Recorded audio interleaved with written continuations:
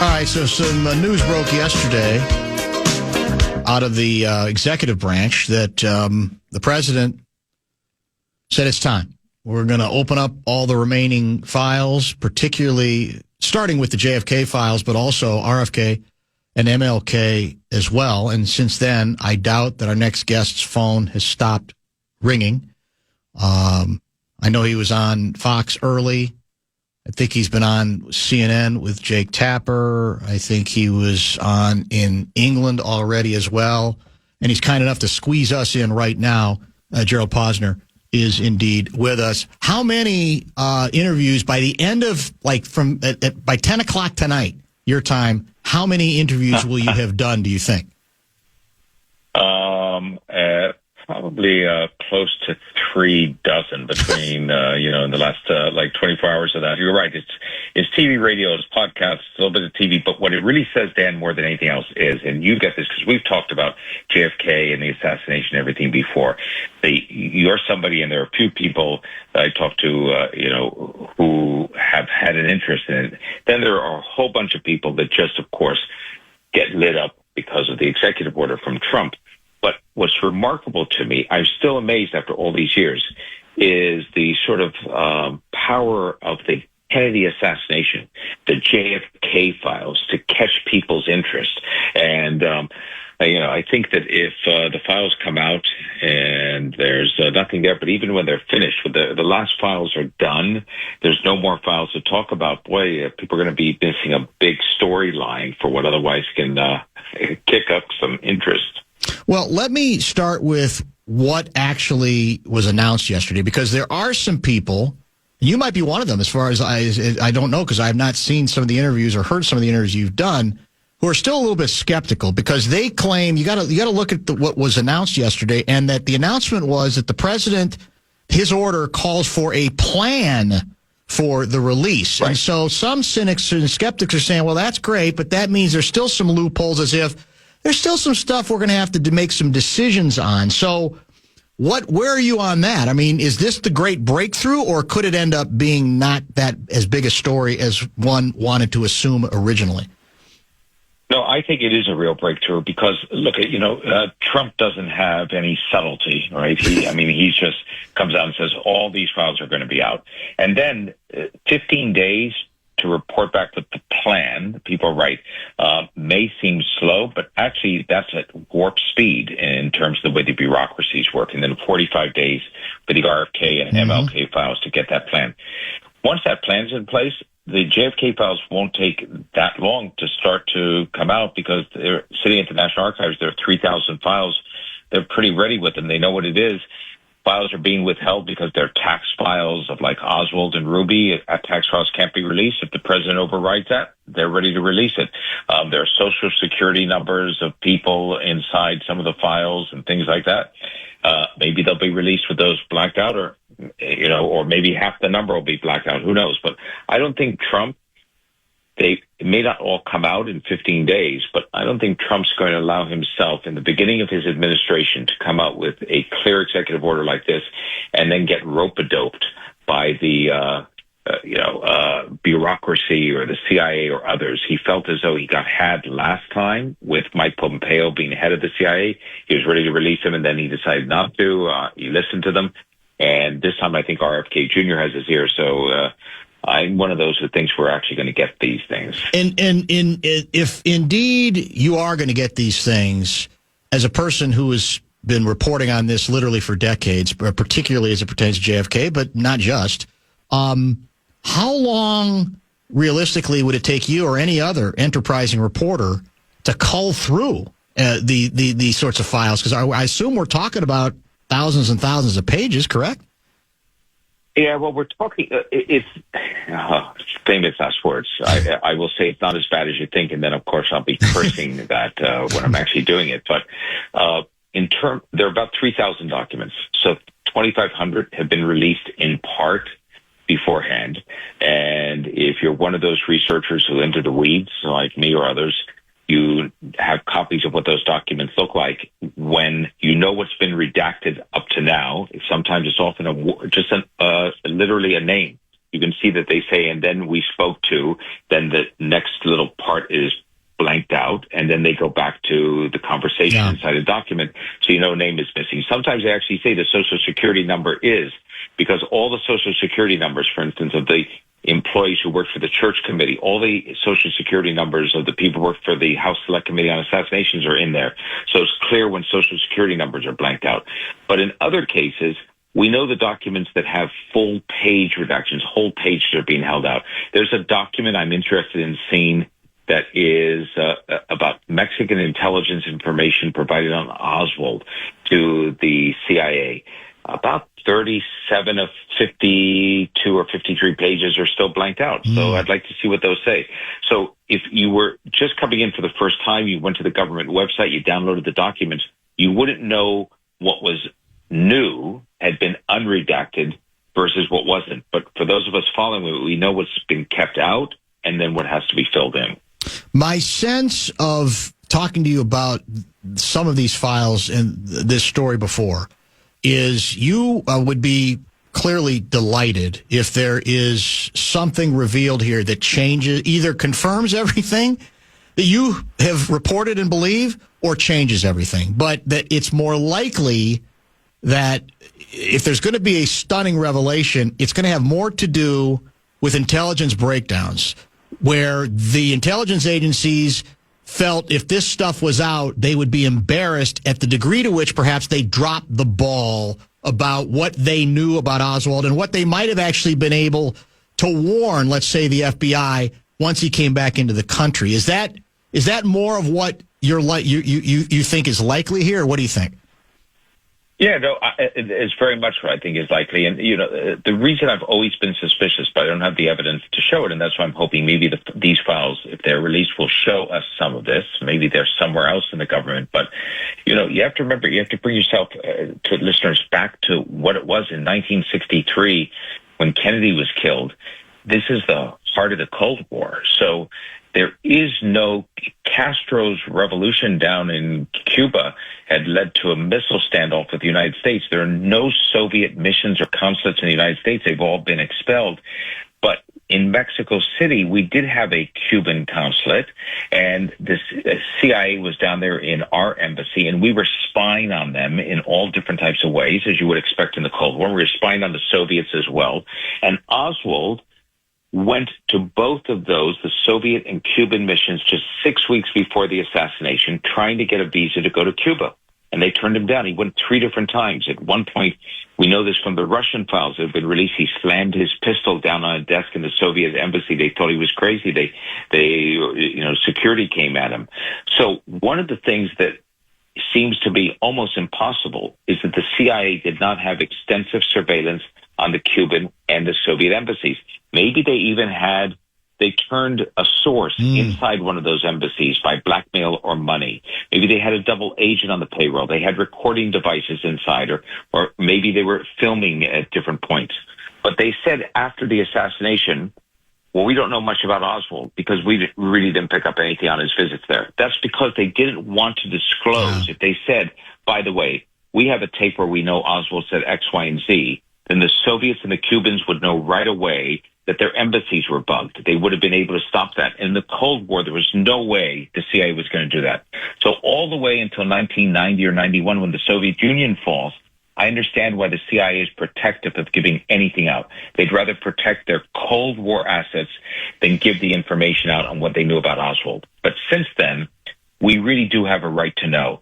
And I understand why they may not have shared it with the FBI, but it's time that we see what they picked up about him when he was in Mexico City. Did they know he was that unhinged and that unstable? We'll find out. The other, I guess, fly in the ointment, I would think, to getting any sort of resolution on, confirming who did it or adding the element of one of the 4,000 conspiracies perhaps being true. 3,000 of those all appeared in one movie, the Oliver Stone JFK, as you and I have talked about before, is the folks are going to say, well, this is great, but this is also part of the conspiracy, that the documents that really might shed light on what took place, they just don't even exist. Those things have been deep-sicked forever. And this is also a continuing part of the process to throw people off the track, even this many decades later, right? I guess you can't worry about those individuals because to an extent, they're never going to be satisfied. They're never going to be satisfied. You're absolutely right. And I think that's the key. They're looking for a smoking gun document here. If they don't find it, they'll say, well, that was a waste of time, because who would ever think that they'd leave it at the National Archives? And they'll look elsewhere, or they'll say it's been destroyed. So I don't think that if the files are released and they don't show much, that it's going to change many people's minds who think it's a deep state conspiracy. They're just going to shrug it off. How long? So what was the original announcement? 15 days on the case of JFK, correct? Right. 15 days. Okay, and then at the end of 15 days, what? They're going to present to Trump what they think. Here it is. Here's what's, and then it's up to you, or 15 days, all of this stuff gets released. What's your understanding there? Well, nobody knows. As a matter of fact, I was talking to a magazine today, as a matter of fact, about writing a piece, and they said, we'd like you to write on the day that the files are released 15 days from now. And then when I explained that to them and they looked at it a little bit closer, we're not sure. We're not sure if the National Archives starts the release that day, if they're ready to let a whole bunch out, or if all that gets presented is a plan and it comes out a week later. But so it's an unusual process, because one of the things for people who paid attention to the details of not that long of an executive order is that Trump did not order the National Archives to get the material ready. He went to the Attorney General. He went through this other routine. They're going to come back, and they're the ones who are going to say this is what should be done. And I really think what he's looking for is some cover, meaning that somebody has to make the decision what to do about those things like the personal identifications of intelligence agents who are now in their mid-80s, some of whom might be alive. Do you want them named? They aren't still active, but maybe they don't want to be named. If they're living in another country, if they're in Mexico and they've been working for the CIA, maybe that's not the greatest thing. What do you do about the Social Security numbers? What do you do about the tax returns? So he needs some overarching person to come in and say, this is how we'll do it. That certainly makes sense. Gerald Posner is our guest, investigative reporter and author. I guess I have to apologize to the audience, because yesterday I gave you a Pulitzer Prize. You were a Pulitzer Prize finalist, right? Isn't that more accurate? I mean, that's not bad, but just in case. Somebody was bitter with me. He didn't win a Pulitzer. He was somebody who doesn't like you. And he said, you gave him a Pulitzer, he didn't win. You were a Pulitzer Prize finalist, correct? I didn't even know Oliver Stone listened to your show. Nothing would shock me at this point, for sure. Okay, so you mentioned there are two other assassinations that are in the popular culture, not on the same level as JFK, MLK, and RFK, though, for those of us old enough to remember both of those as well, a very tumultuous year of 1968.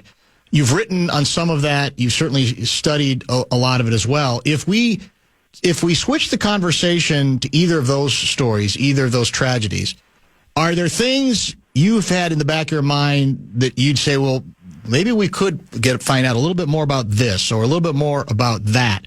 Is there anything that you can think of immediately that you believe or that will pique your curiosity regarding those two assassination stories? No, I wrote a book about the King assassination. Yes. Spent a lot of time on it, and I had access to the files down at the prosecutor's office. I've seen the files. We found the mystery man Raoul when I was doing my book. There, it was created by Ray, James Earl Ray, the assassin, to try to get off the hook.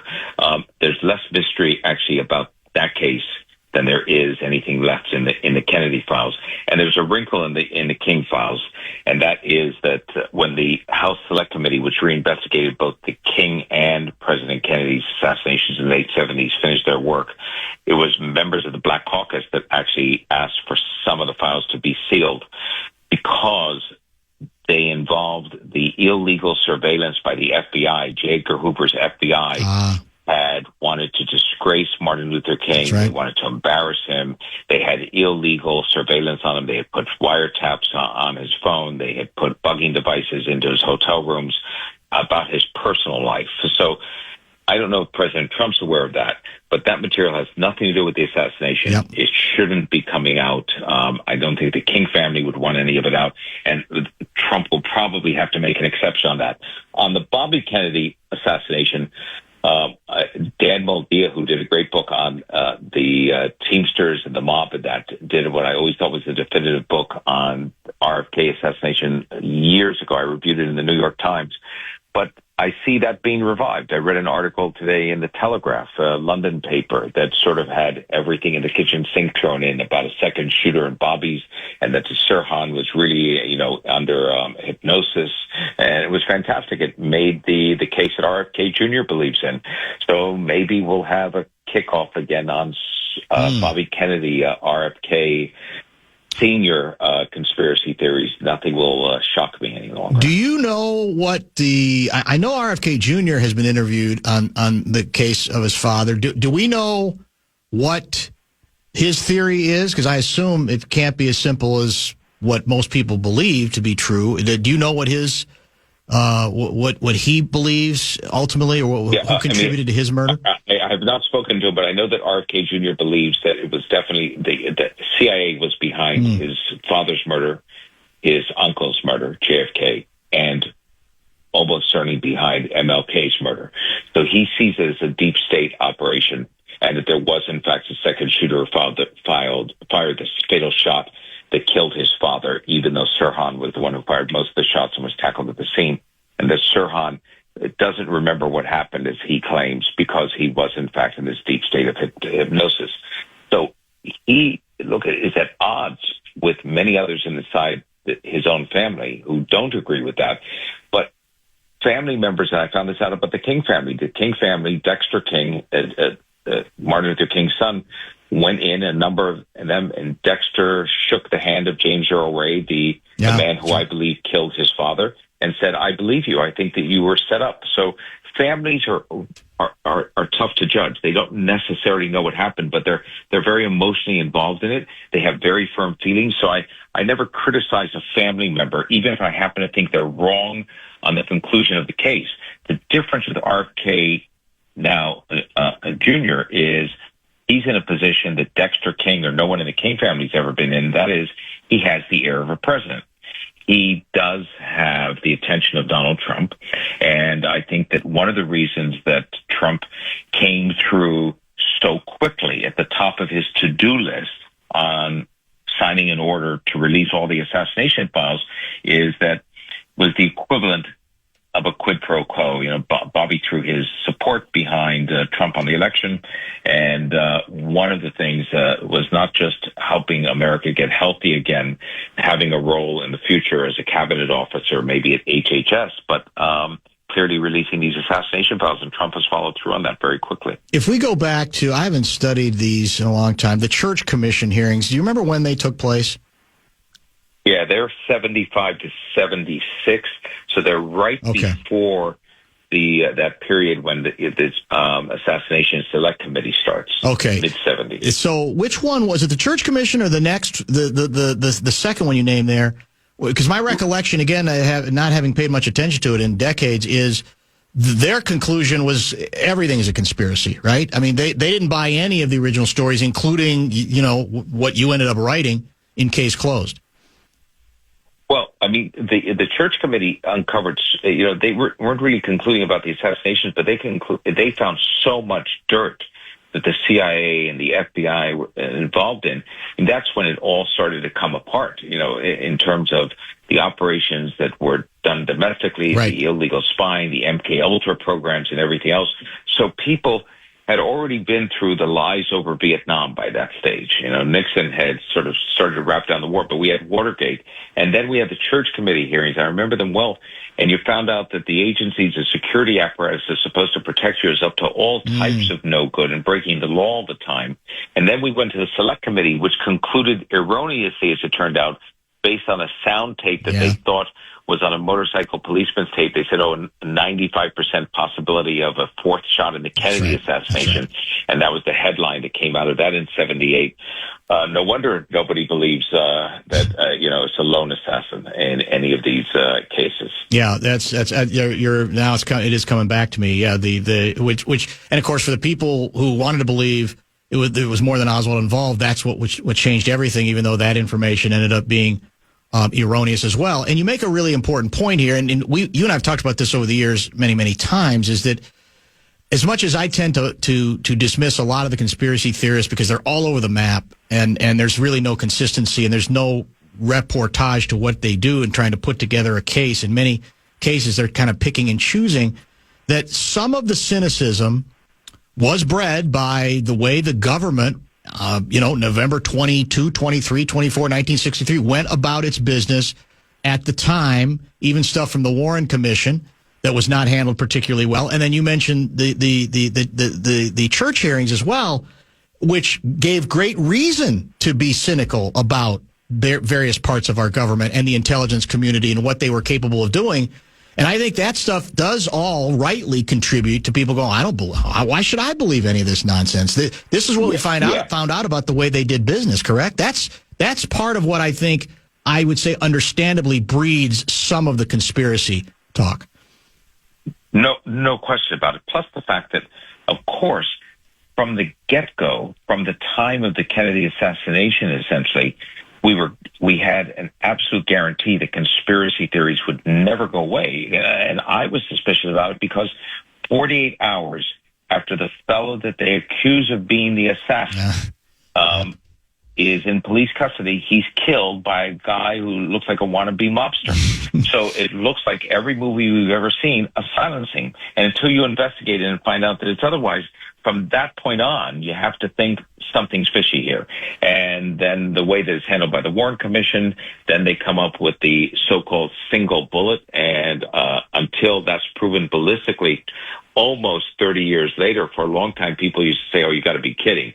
A bullet stopped in midair and did a couple of somersaults and made a left turn and a right turn. Oliver Stone mocked it mercilessly in his film JFK to great effect. But, so I get why, aside from all of the what goes on with the government and the church hearings and everything else, in the particular case of the Kennedy assassination, why a lot of people from the early days said, it doesn't feel right. Is there, before we wrap things up, Gerald Posner, our guest, is there anything else that you're most interested, any other documents that you are aware of where a lot of the stuff has not been available previously, that you say, this is another spot where I at least going in, I think I'm going to want to focus? So, this may seem odd. It may seem odd to you, but and I haven't had a chance to talk about it with somebody else, but one of the things that I'm personally very interested in isn't something that will answer the riddle of what happened in the assassination, but it's for history, it's going to be a great personal story, and that is the notes of William Manchester, the historian who wrote the book Death of a President, an authorized book. His notes with Jacqueline Kennedy, where she talked about the assassination, the only time she ever spoke to anyone about it. Those notes are locked up in their entirety in these files. Jackie Kennedy didn't want them public. It was very raw, emotional material. Now imagine, after all these years, we talk about ballistics and bullet angles and single bullets, and what about the anti-Castro Cubans, and could the CIA have had the plot? But there's a human aspect of this. Sometimes we forget this was a young, charismatic president cut down in the prime of his life, and this tragedy that took place in Dallas. And so I think those notes, there will be some aspect of Jackie Kennedy that we've never seen before, and it might be a little window into the pain around that murder. That's a great point, and you're right. It doesn't always just have to be about exactly what happened.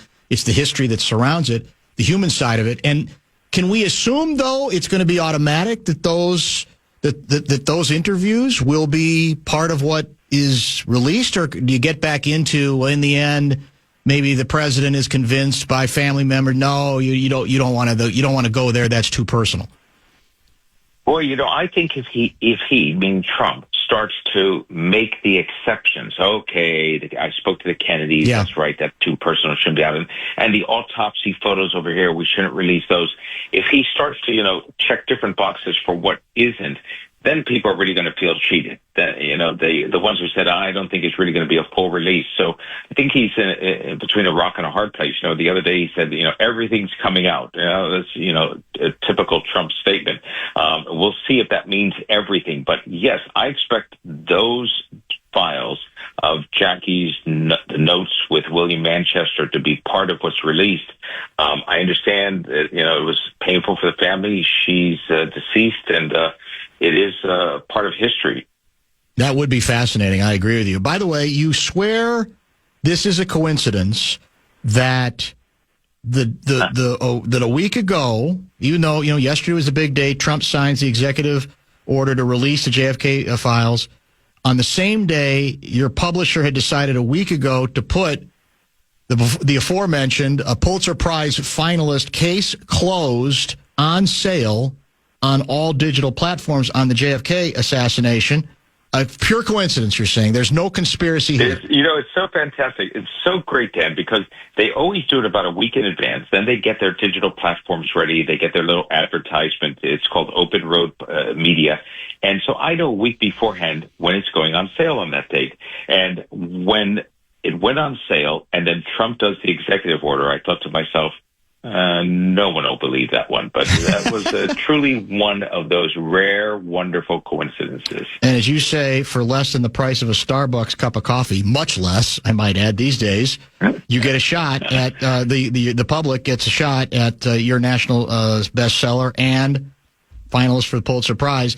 I see it as a Kindle price at $2.99, man. That almost feels like it's too cheap. It's like that. I feel like if you're a writer, you go, come on, you can't reduce all of that work to $2.99, but quite a bargain.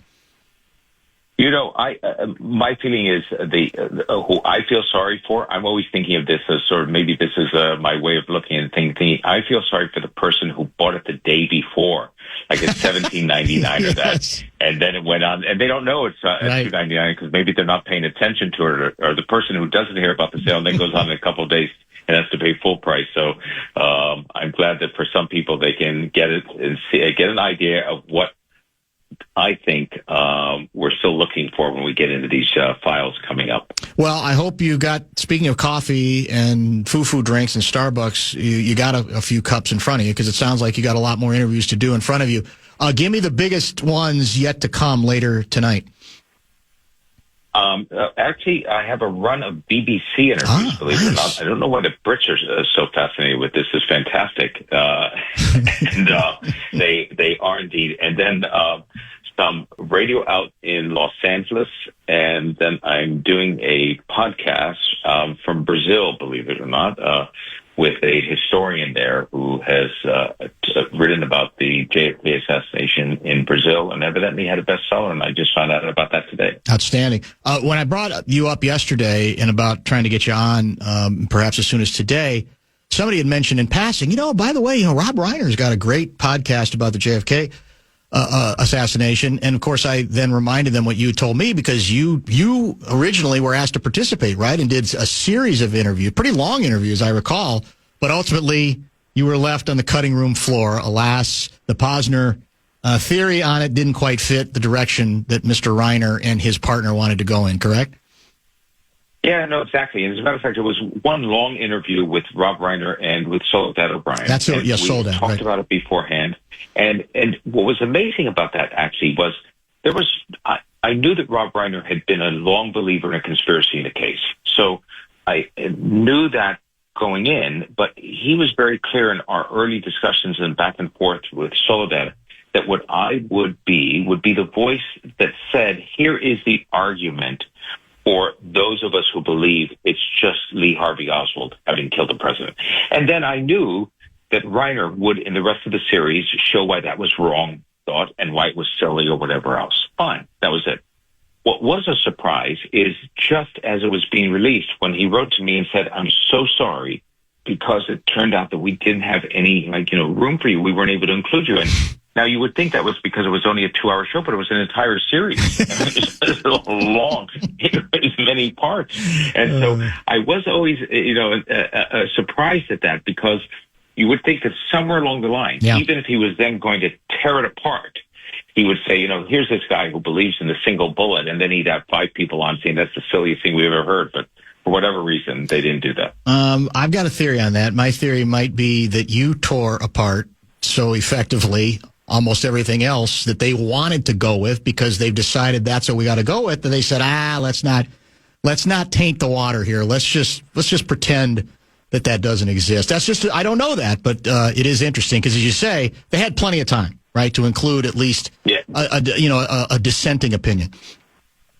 And what was also interesting about the Reiner series, which I did listen to eventually, is it was as though I felt I had fallen asleep and I woke up and a time machine had taken me back to like the 1970s, because all of the things that he had as theories about the Kennedy assassination was like 40-year-old stuff. It's, you might as well be talking about the Umbrella Man and everything else. The Dealey Closet was stuff that used to be questions about the case that have long since been resolved for most reasonable researchers, and maybe using reasonable in front of researchers when it comes to the JFK assassination may be, an oxymoron. But no, but seriously, it wasn't as though it was breaking new ground. There was something there that was starting. What was starting is that it was such an old rehash. Yeah, that's well said. We'll finish with this. John, the mail carrier, among our texters who's listening. This is why Posner's the best, where everyone else is clamoring for answers while he, too, comes up with another angle of the interview with Jackie O. He remains the best outside the toy department guest you have on your show. He is the GOAT of Bumper to Bumper. All are great, but wow, I could listen to him and you go back and forth all day. Thanks, Dan. I also say thanks to you as well. So they're paying attention to you, man, and they remember you. Yeah, but you have great listeners, and I do see things, sometimes somebody will put something up on X and say, hey, why don't you talk to Barrero about that? I love that. If I have the red phone hotline, like into the Kremlin, I can just call you up and say, put me on today. That'll be the end of it. I love that. Hey, talk to Barrero. It makes me feel very connected, which we do enjoy. We got loyal listeners. Thanks for the extra time today on a really busy day. We'll catch up next time on other topics that I know you've been getting heavier into lately as well. Yeah. And once again, I appreciate the time. Thanks. Be well. Thanks, Dan. Thanks. Sir. Have a good one. Gerald Posner, Pulitzer Prize finalist. We're running very late. I will come back and apologize to Ben Goessling, who is scheduled to join us next. We will return to the aforementioned toy department with him. Ben Goessling, brought to you by our good friends at Standard Heating and Air Conditioning. Went a little bit long. It's hard to... Goessling, I think you'll understand this, even though I really did intrude on your time. You get somebody like Gerald Posner on a timely subject, the possibility of release of new JFK files, and it's just sort of hard to...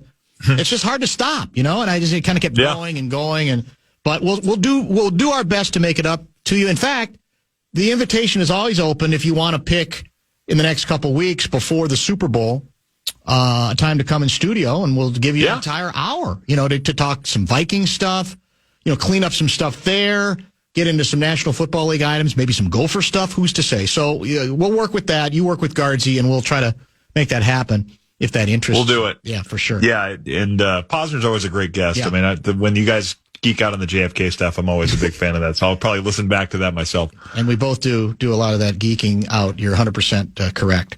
All right. Let me ask you about a suggestion that Sean Salisbury made yesterday on the ongoing question of what do you do with Sam Darnold.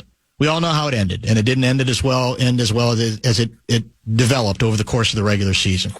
But, Salisbury, to his credit, he told us early that the people he talked to in the NFL were convinced that Darnold had that kind of season in him. And he didn't say this 10 weeks into the season. He said it before the season began.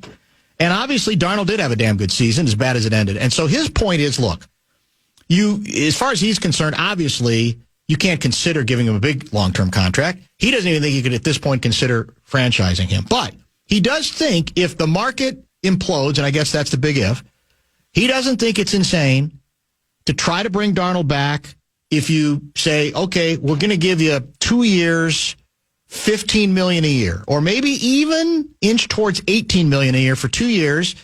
You can compete for the job. We're not handing you the job, despite what took place during the regular season. But he believes that's not an unreasonable idea. Do you think it's realistic that the Vikings could actually get him at that sort of price? I think if that was that option was available to them, they would take it in a second. I mean, I think if you could get Sam Darnold in the building at that price on those terms, and it still is kind of under your control on the J.J. McCarthy timetable, I think they do it, because that contract, if McCarthy's great, that contract's still very tradable. I mean, Darnold's contract is very tradable, and they could move on to McCarthy at that point if he signed that kind of a deal.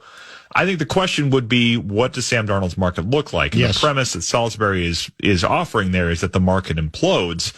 If that happens, yeah, I think that would be something Sam Darnold would take a look at and say it's no different than what he did this year. He's got a little more equity built up because of the year that he had, but when you have the end that he did, it's a little hard to be aggrieved if somebody says, we're not ready to commit to you for the long term. So yes, I think if that were where it goes, and I think it's possible it does. I mean, that is going to be the thing they have to figure out even before free agency starts, because that franchise tag deadline, I think, is a week before free agency. So they may have to make that bet of, no, we're not going to tag you because we don't think the market's going to be that big. But if that were the way they would go, and if that type of an option was available to them, I think that would make a lot of sense for him and for them, certainly. I think it's a year where it is difficult to figure out what the national market is going to be, right? That's what this comes down to, because we do know teams get desperate at the quarterback position. And they get desperate enough that they lie to themselves and they convince themselves that we can get, this is the guy, we can do something, because they like their alternatives even less. And it only takes one team to be that crazy. And then I guess to a certain extent, that might be liberating to the Vikings, because that's easy to say, okay, God bless you, move on. And we'll make a clean break and go to the other plan. But I think it would be foolish to completely, as bad as it was down the stretch, to completely throw him away as an option if you can get him at terms that don't blow your budget, right? And those terms do not blow the Vikings' budget, correct? No, they would not. And I think they would find ways to, he's got a couple of void years that would come back on this deal, but they could tack more of those on. There's enough ways to massage the cap hits from that. They've got money to spend, and I think even if they wanted to keep the number even more minimal for this year, yes, there are ways to do it. You push some of the cash down the road and people get annoyed with that, but the cap goes up every year. It's basically like an interest-free loan, so there's no reason not to do it when the cap continues to skyrocket because of all the TV money. So yeah, I think a lot of that would be tenable for them, and I think if they did it, it allows them to have a little more time on McCarthy. It allows them to have two quarterbacks that may have some market value in the event that somebody says, you know what, I don't love my draft options. Then you can say, hey, how about Sam Darnold in exchange for a high draft pick that the Vikings don't really have very many of this year. So, Kwesi's talked a lot about options, and that would be a really good way to give themselves another good option. So update me on the coaching carousel. Are all the jobs filled now, or what's left? Can we assume that B-Flow is indeed coming back as defensive coordinator and assistant head coach of the Purple? Well, all of the jobs that he has interviewed for are now filled after the very intriguing two-step with Liam Cohen and the Jaguars. Yeah. All of the places that had interviewed Brian Flores have now filled the jobs. I think it's the Saints and the Cowboys left, and he has not been connected to either of those at this point. So, yes, it does seem more likely that he's coming back. There's still some things going on with assistants. Grant Udinski has interviewed with the Seahawks, and I think is still a candidate there for their offensive coordinator job. We'll have to see if that's something they want to do with him at age 28, but certainly a possibility. He's a guy that when he gets in a room with people, he's really impressive. So that is out there. And then Durante Jones, I think, is reportedly interviewing with the Bears for their defensive coordinator job. So it's more in that kind of vein of things at this point. But yes, it would seem, unless something pops up with the Saints or the Cowboys, that there's enough interest for Brian Flores to take one of those jobs. It looks more likely that he is back here for year 3 with the Vikings. All right, let's get caught up. And when we come back, we got more to discuss, not just on the Vikings, but on the title round games, his view on what might happen on Sunday. Both games will be on the Fan. Ben Goessling, Part 2, brought to you by Standard Heating and Air Conditioning next.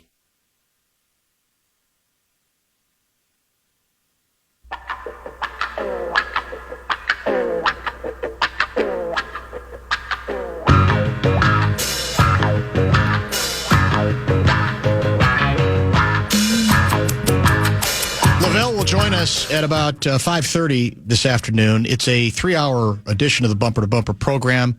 Golden Gopher men's hockey will take over at the top of the 6. Ben Goessling is back with us for another segment. You know, I've got a number of texts from folks echoing pretty much the same sentiment, and I want to get your view on this particular opinion. That is that, no big deal on Darnold. I actually think that Daniel Jones could end up being better than Sam Darnold anyway. It's a popular opinion. I understand it to a degree because we have forgotten about Daniel Jones's warts, and we remember him at his best, which was against us, and that he's mobile and, he's got a good arm and highly regarded. But do you agree with that? I go back and forth on it, but I don't think we should assume it. It's almost like, well, anybody with pedigree and talent, we're going to be able to get pretty much the same out of that quarterback as we did Sam Darnold. What do you think? Well, I mean, I get where that's coming from. It is hard to kind of wash away what we saw at the end of this season with Sam Darnold. I understand where that's coming from. But Daniel Jones at his best, and again, some of this is the talent he had around him and all of those kinds of things. But even at his best, Daniel Jones has never put up the kinds of numbers that Sam Darnold did this year. Just looking at it, he's never thrown for more than 3,200 yards in a season. And that was the year that he went to the playoffs. He beat the Vikings. He got comeback player of the year votes and then ends up with a big contract. He has not been as dynamic as what we saw from Darnold. Maybe he could get there, but I don't know that the Vikings will look at it, especially if the numbers that we're talking about with Darnold ended up being a plausible scenario. I don't know that they would say, you know what, we're just going to let that walk out the door and move on to somebody else. I mean, I think they like Daniel Jones. Kevin O'Connell had looked at him in Washington. I think when Washington was looking at a quarterback in that draft, when Daniel Jones was coming out. So there's interest in him, and possibly it's that option. But I think if the two were sitting side by side and they could get Darnold at a reasonable number, I think they'd go with Darnold. And I wouldn't fault them for that for a second. I understand the sentiment, but I don't necessarily agree with it. I tend to agree with you. I mean, the one spot where I'll say, yeah, he's intriguing, and I'd like to see this implemented in this offense is I think Daniel Jones is the kind of runner that you can actually have scheduled running plays for him. And that's becoming, let's face it, with a lot of offenses, that's becoming a bigger thing. And I get so concerned about, KOC's obsession with downfield passing and all that I'd say, well, that if he could implement that component, give himself something else where it's 3rd and 4, Buffalo gets 5 yards running their quarterback purposefully on 3rd and 4, not in a scramble. And I'd like to see it. I think that's part of what KOC misses. But on the other hand, that's, I think, in theory, what J.J. McCarthy represents at his best as well, correct?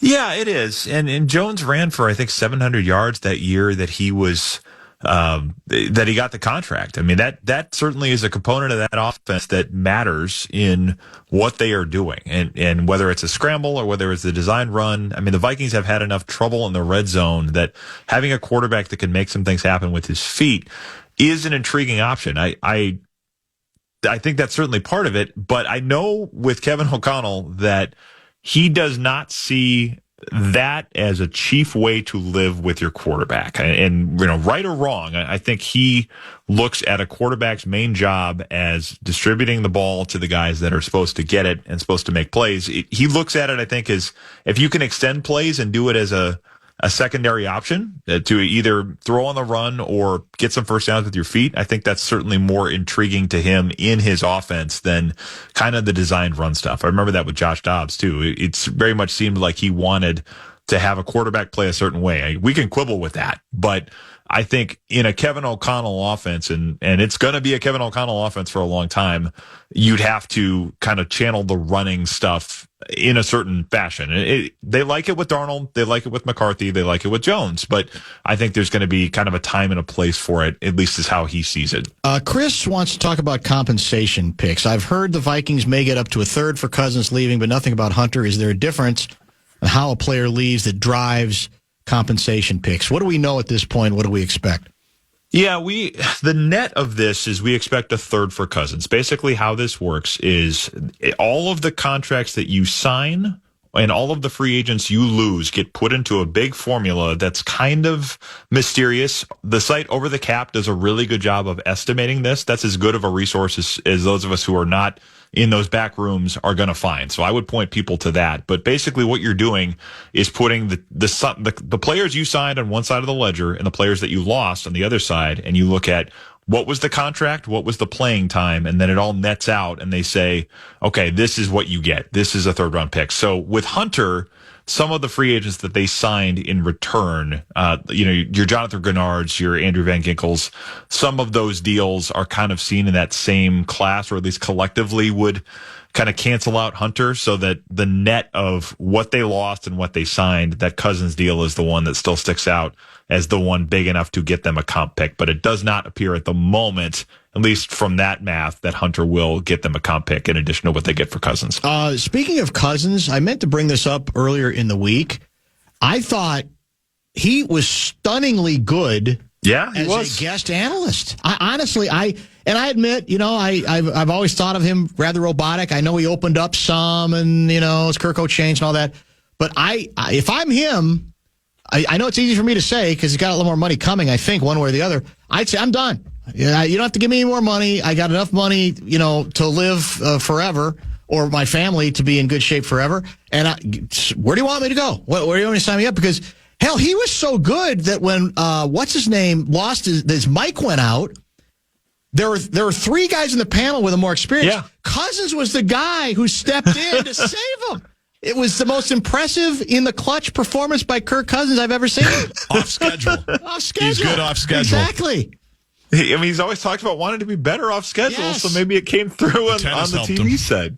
There it is. The tennis made the difference. I do not think was an accident. I mean, Kirk Cousins is a Hall of Fame businessman, and the people that represent him are just as good.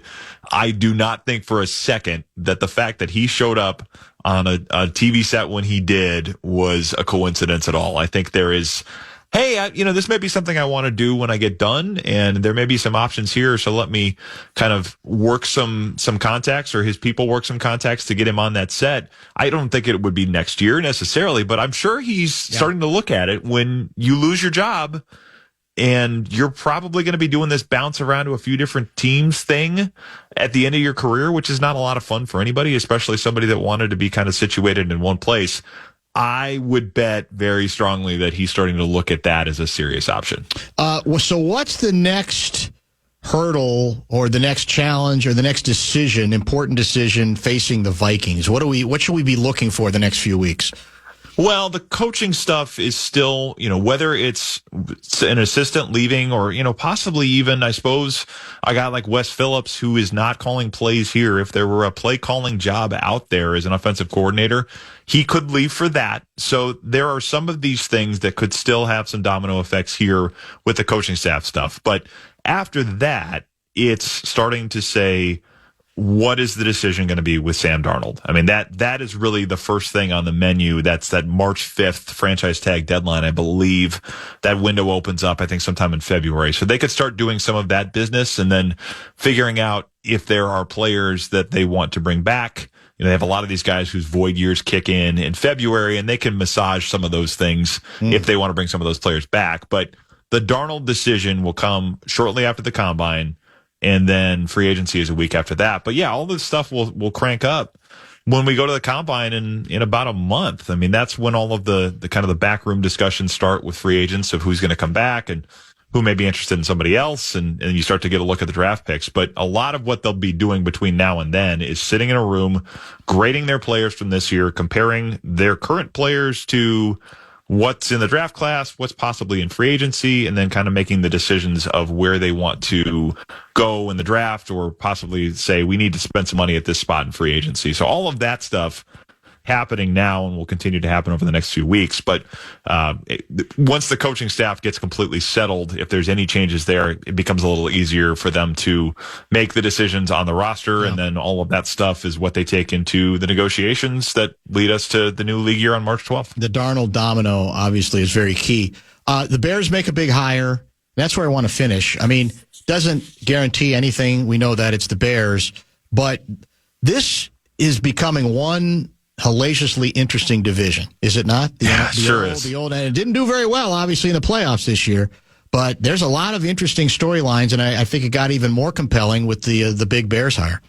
Yeah, for sure it did. I mean, the funny thing with the Bears is, it's easy to forget, but in the middle of the season, 4-2 was last place in the NFC North. I mean, it was looking like it was going to be a 4-team race, not just the 3. And then, you have Ben Johnson going from Detroit to Chicago, and then the possibility of other coaches in the division moving around for jobs on that staff. And he's talking about, I liked beating Matt LaFleur twice. I'm looking forward to doing it again. Do we know what that's all about? Because somebody said there is no history between them. I think that's just playing.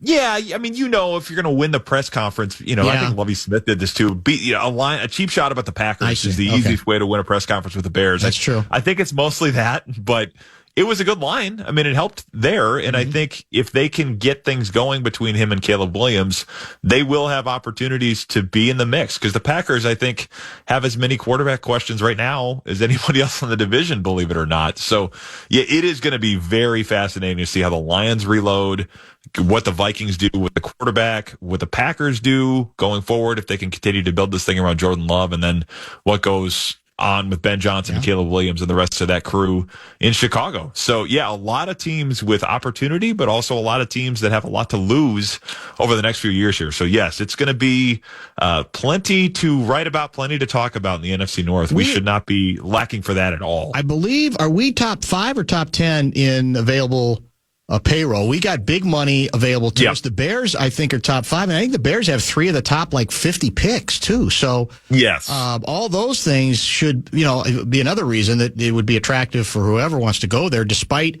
the dysfunction in the organization.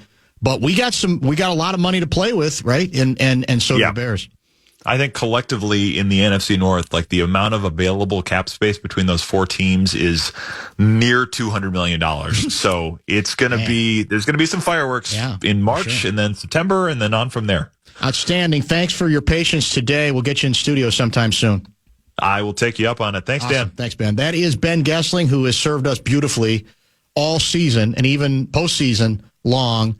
Thanks to our good friends at Standard Heating and Air Conditioning. Lavelle, at the bottom of the hour, a mini top 5 will include what, Guardsy? NFL jobs, Twins TV nuggets, and a Dante DiVincenzo update, and an Anthony Edwards update for tomorrow. Uh-oh.